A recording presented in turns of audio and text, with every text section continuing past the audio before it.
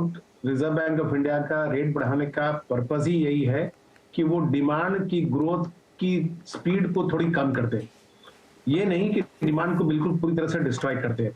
तो आंशिक रूप में इसका असर तो दिखना शुरू हो जाएगा बहुत ही जल्दी, और अगर यही रेट बहुत लंबे समय तक ऊपर रहे तो फिर वो ज्यादा लंबा और ज्यादा उसका असर होगा।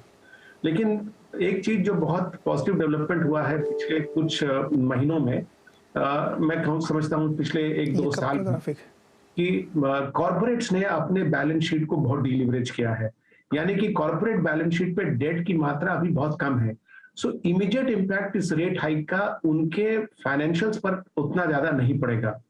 ये हो सकता है कि उन्होंने डिमांड को देखते हुए जो केपेक्स के प्लान्स बनाए होंगे, हो सकता है कि उस प्लान्स में थोड़ा सा वो देरी करें। लेकिन साथ ही साथ अगर आप देखें तो सरकार की तरफ से भी तो बढ़ावा है ना। ये जो प्रोडक्शन लिंक्ड इंसेंटिव जो सरकार दे रही है, ये ओपन एंडेड नहीं है, ये एक निर्धारित समय के लिए है। तो कॉर्पोरेट्स अपने हिसाब किताब को बहुत सुचारू रूप से तालमेल बैठा के वो कॉस्ट वर्सेस बेनिफिट को देखते हुए इस राइजिंग इंटरेस्ट रेट एनवायरनमेंट में भी संभव है कि वो क्रेडिट को लेंगे और फ्यूचर डिमांड के लिए अपना इन्वेस्टमेंट चालू रखेंगे। क्योंकि अगर ऐसा नहीं होता तो देखिए रेट हाइक जो रिजर्व बैंक ऑफ इंडिया कर रही है वो अभी कुछ महीने तो हो गए उसको, तो फिर 15% क्रेडिट ग्रोथ कैसे है अभी? हम कह सकते हैं कि हमारा बेस कम रहा होगा, लेकिन इतना छोटा बेस भी हमारा नहीं था। लेकिन दूसरी बात जो है, जो कि मैं समझता हूं कि इंडियन कॉन्टेक्स्ट में महत्वपूर्ण है, जो कि रिजर्व बैंक ऑफ इंडिया के डिप्टी गवर्नर और रिजर्व बैंक ऑफ इंडिया के गवर्नर ने भी कहा है कि उनको लगता है कि फाइनेंशियल ईयर के सेकेंड हाफ में इन्फ्लेशन की दर उनको नीचे आती दिखती है। अगर ऐसा होता है तो फिर हमारे यहाँ रेट हाइक की जो साइकिल है वो उतनी लंबी ना चले जितने की यूएस में चल सकती है, और उसका क्वांटम भी शायद उतना ज्यादा ना हो जितना कि वहां पर होगा। तो इसलिए मैं समझता हूं कि शायद इंडियन कॉन्टेक्स्ट में इस इंटरेस्ट रेट का बहुत ज्यादा नेगेटिव असर ना हो। ओके अनुराग, जो फ्री मनी की आदत पड़ी हुई है पूरी दुनिया को, फ्री मनी से मतलब इजी मनी, सस्ता पैसा, लिक्विडिटी खूब जबरदस्त, क्या इतनी जल्दी सरकारें या क्योंकि डिसीजन पॉलिटिकली होते हैं ये लोग एक्सेप्ट करेंगे इसको? नहीं करेंगे। और देखिए यही कारण है कि जिसको बोलते हैं कि they want to talk the markets down, but वो एक्चुअल एक्शंस में उतना तेजी से नहीं बढ़ना चाह रहे। सो वो एक अपर सीलिंग जरूर बनी हुई है। मुझे नहीं लगता कि पॉवेल अकेले उस या फेड एफओएमसी मेंबर्स अकेले उसको क्रॉस कर पाएंगे, that inflation has to come down at all cost. वो नहीं होगा। तो अभी नैरेटिव नीरज जी क्विकली इसमें मार्केट में तो देखिए ये है कि यूएस मार्केट में तो ये है, but before that I come to Indian markets and काफी एक्सपर्ट्स ने काफी बातें कही, बट यहाँ पर ये है कि वो 4% तक जाएंगे। अभी देखिए 2.25 है, अभी 75 करके 3 पे पहुंच जाएंगे, 2 और मीटिंग्स हैं, 3.5 पहुंचेंगे, उसके बाद उनको धीरे करके 4 तक आके रुकना पड़ेगा, then they have to stop. और अगर मेरे ख्याल से अगर 1-1.5 साल भी आप 4 पर टिके रहते हैं तो स्लो डाउन तो आ जाएगा अपने आप। तो आई थिंक उतना सिस्टम एडजस्टमेंट जरूर है कि कॉस्ट ऑफ मनी बढ़ने से वो एडजस्टमेंट यूएस में जरूर आ जाएगा। यूरोप की समस्या बिल्कुल अलग है, लेकिन मेरे ख्याल से उनका इतना इन्फ्लेशन का फूड, एटलीस्ट एनर्जी इन्फ्लेशन का प्रॉब्लम है, लेकिन फूड एंड कोर इन्फ्लेशन का उतना उनका प्रॉब्लम उतना ज्यादा नहीं है जितना यूएस का। ये यूएस की बात हुई। देखिए क्विक रिएक्शंस थोड़े मैं इन बातों पे दे दूं, ये बिकॉज ये जो हमें सुन रहे हैं उनको उससे पर्सपेक्टिव मिलेगा। देखिए ग्रोथ की बात की, ये जरूरी है, बट हम इसको डीकपल्ड नहीं मान सकते हैं। देखिए let us go to 2002 to 2008, वो जो गोल्डन डिकेड हमारा जिसमें मार्केट ने 40% रिटर्न्स दिए 5 साल तक, ओवरऑल पूरे डिकेडल रिटर्न 2001 से 2010 तक 11 तक देखें तो 18% का कैगर बनता है, फिनोमिनल। हाउएवर वो रियल इंटरेस्ट लेवल पे देखें तो कम बनेगा क्योंकि इन्फ्लेशन भी हाई था, लेकिन हमारी ग्रोथ भी हाई थी। लेकिन अब हम पूछते देखिए अब हम 8% से क्यों ग्रो नहीं कर रहे हैं, but we think it was the story was all about India. उस दौरान करीब 30 से 40 कंट्रीज थे जो 8% पे ग्रो कर रहे थे, 7 से ऊपर ग्रो कर रहे थे उस डिकेड में, राइट?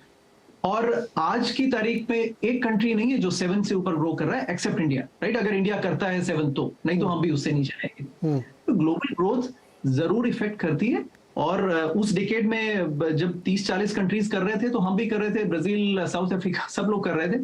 अभी कोई नहीं कर रहा है, हम भी नहीं कर पाएंगे। ये रिविजन्स रिवाइज हो जाएंगे। अगर हम 6% भी करते हैं तो ग्रोथ गलत नहीं है।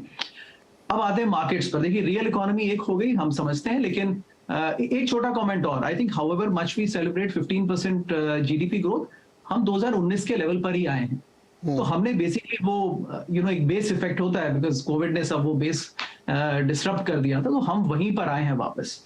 दैट्स इट, पॉजिटिव बातें भी हैं, बट उस पर आते हैं। बट एक मार्केट लिक्विडिटी, देखिए ये हमने हर समय देखा, जब भी मार्केट्स लिक्विडिटी की मार्केट्स की तरफ फ्लो बढ़ता है रिटेल की तरफ से। अब हमारा ईपीएफओ का 1 लाख करोड़ साल में चला जाता है, 1.5 लाख एसआईपी चला जाता है, और 1-1.5 लाख चला जाता है through PMS, insurance, balanced advantage funds और तमाम तरह की चीजें।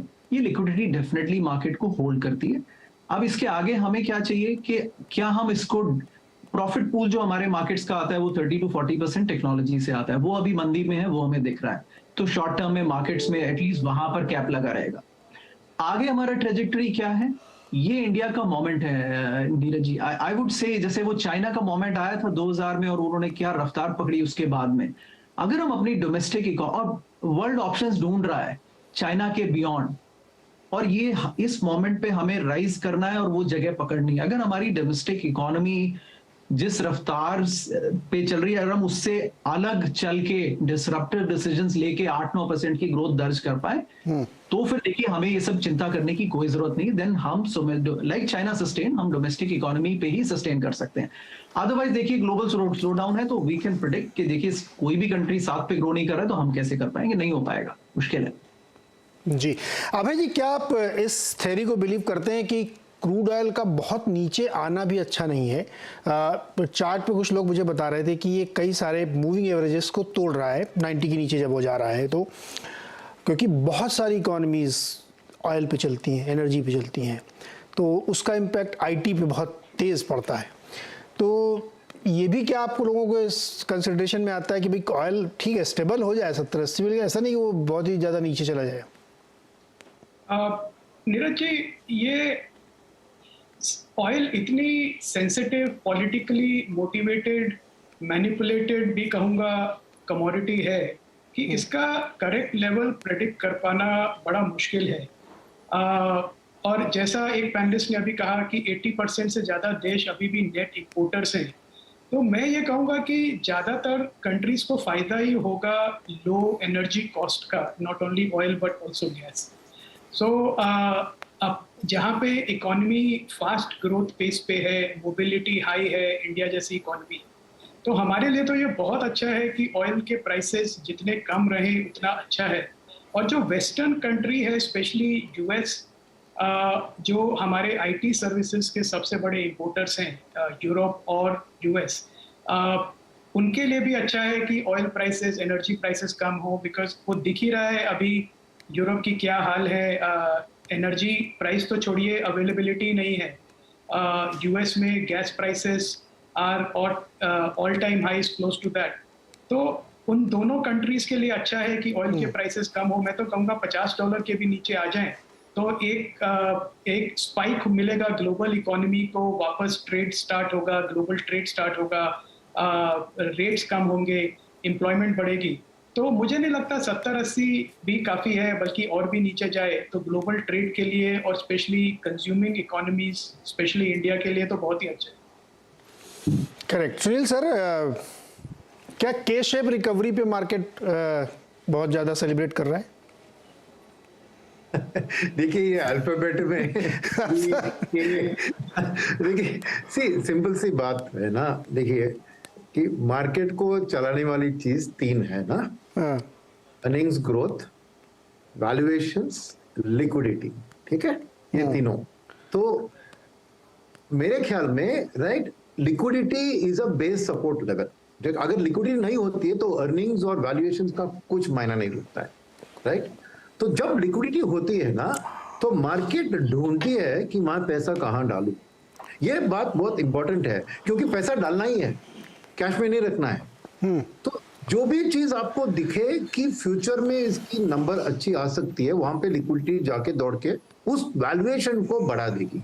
तो ऐसे लिक्विडिटी के टाइम में वैल्यूएशंस को धक्का मार देती है मार्केट, और आने वाले अर्निंग्स तो करंट आपको ट्रेलिंग पी देखिए तो एकदम से ओवर वैल्यूड दिखेंगे, मगर मार्केट फ्यूचर को डिस्काउंट कर रही है। इसलिए मैं कह रहा हूं कि अब इस लिक्विडिटी जो आ रही है एफआईआईस की वापसी, उसमें से डोमेस्टिक म्यूचुअल फंड या डोमेस्टिक इंश्योरेंस कंपनीज ये अपना लार्ज कैप को बेच के अपनी ध्यान मिड और स्मॉल कैप के ऊपर डालेंगे, क्योंकि वहां पे वैल्यूएशन बढ़ जाएगी ज्यादा और ज्यादा। तो मार्केट में मैं कहूंगा कि एक ब्रॉडर मार्केट इजीली इस चीज को ऑब्जॉर्व कर सकती है, और वहां पे आप अर्निंग्स ग्रोथ, क्योंकि कैपेक्स साइकिल और डिस्क्रिशनरी कंजम्पशन साइकिल ये दोनों ज्यादातर मिड एंड स्मॉल कैप की अर्निंग्स को बूस्ट करते हैं, लार्ज कैप नहीं। तो आईटी सेक्टर के ऊपर उतना आपने फोकस किया, वो ज्यादातर एक लार्ज कैप की फिनोमिनन है। मिड और स्मॉल कैप में आपको एक ब्रॉडर मार्केट इंडस्ट्रियल्स प्ले में है, डिस्क्रिशनरी कंजम्पशन प्ले में है, तो ये अब्जॉर्प्शन कैपेसिटी इंडिया में मैं कहूंगा कि एक ब्रॉडर मार्केट निफ्टी को आउट परफॉर्म करेगी, क्योंकि वैल्यूएशंस की बढ़त will be matched by earnings की ग्रोथ। और इंटरेस्ट रेट्स के ऊपर जो बात आपने कही थी, मैं ये कहूंगा कि 2003 से 8 इंडिया में इंटरेस्ट रेट्स 8% प्लस में थे, नंबर 1। नंबर 2, ये भी सोचिए कि जब इकोनॉमी में डोमेस्टिक ग्रोथ ड्राइव करती है ना, तो ऑलवेज ये के शेप वी शेप में क्या होता है कि मार्केट की एक लीनियर थिंकिंग होती है। तो कभी 12 पे था, वो तो 10 पे आया तो 8 को आसानी से प्रेडिक्ट करती है। जब 8 से 10 आए तो मार्केट 12 की थी, बट एक्चुअली 8 से 10 के बाद वो 14, 15, 25 तक जा सकती है इनकी वैल्यूएशन, क्योंकि मिड एंड स्मॉल कैप कंपनियां हाईली ऑपरेटिंग और फाइनेंशियली लिवरेज होते हैं, यानी उनकी फिक्स्ड कॉस्ट हाई होते हैं। तो एक small increase in top line आपको बॉटम लाइन में जबरदस्त एक्सपेंशन दिखा सकती है। तो मैं कहूंगा कि इस मार्केट में, क्योंकि लिक्विडिटी का कोई प्रॉब्लम नहीं है, जैसे मैंने कहा आपको कमोडिटी एक्सपोर्टिंग कंट्री से इंपोर्टिंग कंट्री की जस्ट वापसी आनी है एफआईएस की, डोमेस्टिक एसआईपी फ्लो स्ट्रांग है।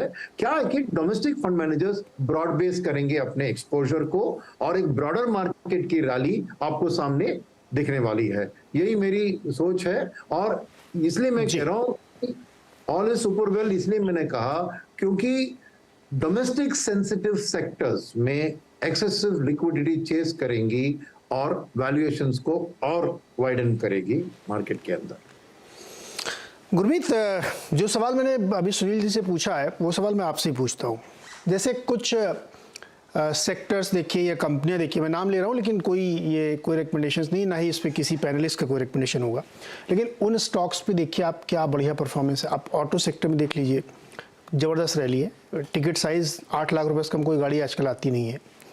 मान्यवर का कुर्ता 2,500 का आता है, लेकिन स्टॉक देखिए परफॉर्म कर रहा है। टाइटन परफॉर्म कर रहा है, इथॉस घड़ियाँ परफॉर्म कर रही हैं, प्रीमियम रियल एस्टेट परफॉर्म कर रहा है, मेट्रो ब्रांड के जूते परफॉर्म कर रहे हैं।